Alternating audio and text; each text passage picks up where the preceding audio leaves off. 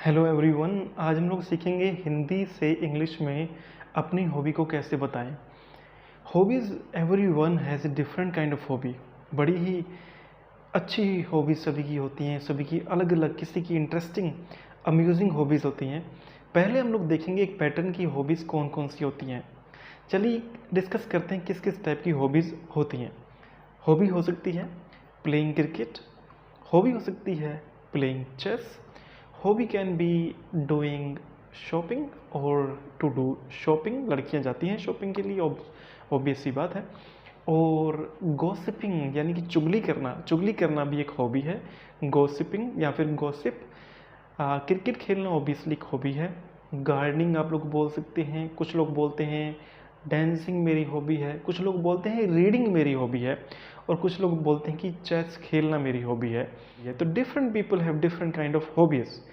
लेकिन आज हम लोग लर्न करने वाले हैं, यहाँ तक हमने समझा कि कौन कौन सी हॉबीज़ हो सकती हैं, लेकिन इंग्लिश में अपनी हॉबी को बताना कैसे है उसको हम लोग अब डिस्कस करेंगे। अपनी हॉबी को बताने के लिए आप दो पैटर्न अप्लाई कर सकते हैं। एक होगा आई लव टू, फिर आपकी हॉबी वर्ब की फर्स्ट फॉर्म के रूप में।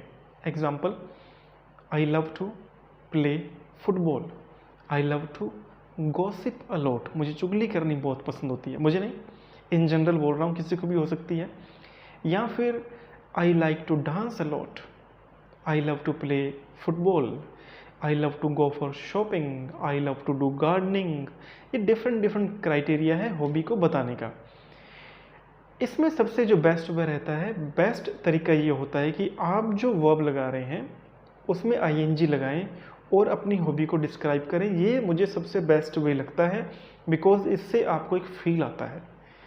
जैसे I love to play football की जगह पर I love playing football, I love to do gardening की जगह पर I love gardening, I love to do dance, I love dancing, I love to play chess, I love playing chess, I love to go for outing, I love outing, I love to do parties, I love partying।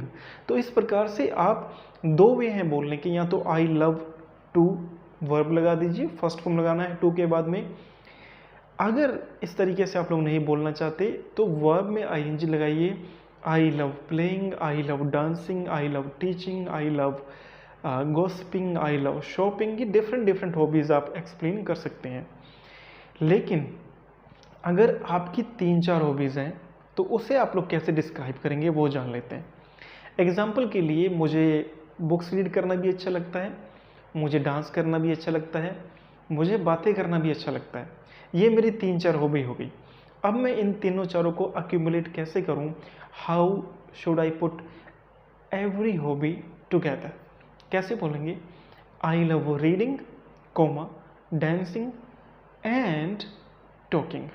3 hobbies हो गई, तीनों अपने एक sentence में बोल दी। I love reading, dancing and talking. ऐसे आपकी जो हॉबीज़ हैं आप बोल सकते हैं I love parting, comma gossiping and shopping. ये गर्ल्स के लिए हो गया। तो इस प्रकार से आप अपनी हॉबीज़ को बोल सकते हैं। अब है सबसे इम्पोर्टेंट लर्निंग का पार्ट। जब आप बोल रहे थे I love to go for party, तब आप लोग दो वर्ब को जोड़ रहे थे। जब भी दो वर्ब को कनेक्ट करते हैं तब हमें टू लगाना पड़ता है। I love to go, go first form है। I like to watch, watch first form है। तो जब भी आप दो वर्ब को जोड़ें तो टू लगाएं। लेकिन आपने नोट किया होगा, जब मैंने बोला था कि वर्ब में दूसरी वर्ब के अंदर आईएनजी लगाना है, जैसे आई लव डांसिंग, तो वो डांसिंग जो है वो वर्ब का काम नहीं कर रहा है, वो ऑब्जेक्ट का काम कर रहा है। अब आप समझे कैसे? किसी भी वर्ब में, कोई भी ऐसी वर्ब जो एक्टिविटी बनती है, अगर आप उसके अंदर आईएनजी लगाते हैं तो वो एक सब्जेक्ट का और एक ऑब्जेक्ट का काम भी कर सकती है। अब एग्जांपल देखते हैं।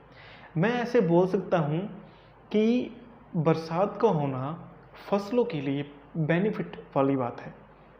तो raining is good for farmers या क्रॉप्स। तो इस प्रकार से आपने क्या कर दिया, रेनिंग को अपने सब्जेक्ट बना लिया। या फिर आप इस प्रकार बोल सकते हैं, playing is good for my health, खेलना मेरी हेल्थ के लिए अच्छा है। Gossiping is a good time pass, gossip करना एक बहुत ही बढ़िया टाइम पास है। कल मैंने आपको बताया था हाउ टू फ्रेम सेंटेंसेस, अगर आप वहाँ जाएंगे चेक करेंगे तो आप इस पार्ट को भी अच्छे से समझ पाएंगे। आई होप आपका कॉन्सेप्ट क्लियर हो गया होगा। वीडियो अच्छा लगे तो लाइक कर लीजिएगा, शेयर कर दीजिएगा और सब्सक्राइब कर लीजिएगा। Thank you for watching.